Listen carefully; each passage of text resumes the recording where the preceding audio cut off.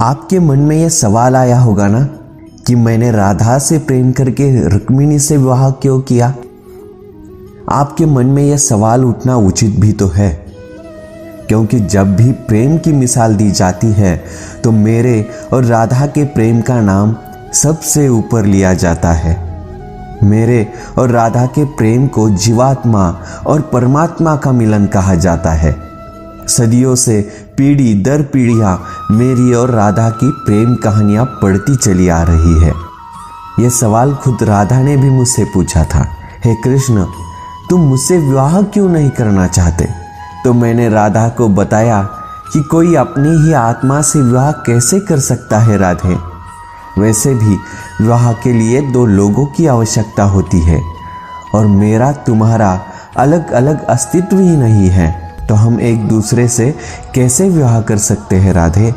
तो हमारे बीच विवाह का सवाल ही पैदा नहीं होता। मैं और राधा एक दूसरे रूप से आत्मीय तौर पर जुड़े हुए थे, इसलिए हमेशा राधा कृष्ण कहा जाता है, रुक्मिणी कृष्ण नहीं। रुक्मिणी ने भी मुझको पाने के लिए क्या कुछ नहीं किया, वह अपने भाई के खिलाफ चली गई।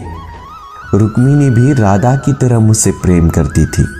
रुक्मिणी ने मुझको एक प्रेम पत्र भेजा था कि वह आकर उन्हें अपने साथ ले जाए।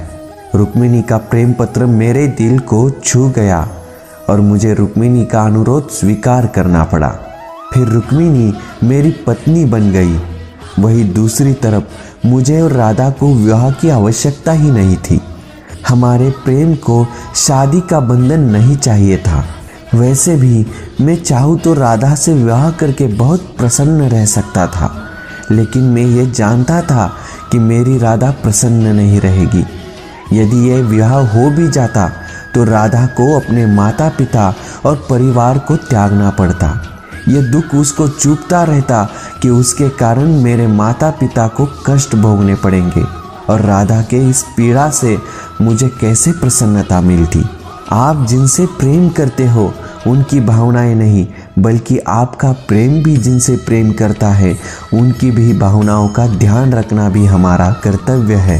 ये ज़रूरी भी तो नहीं ना कि आप जिसे प्रेम करते हो उससे विवाह हो।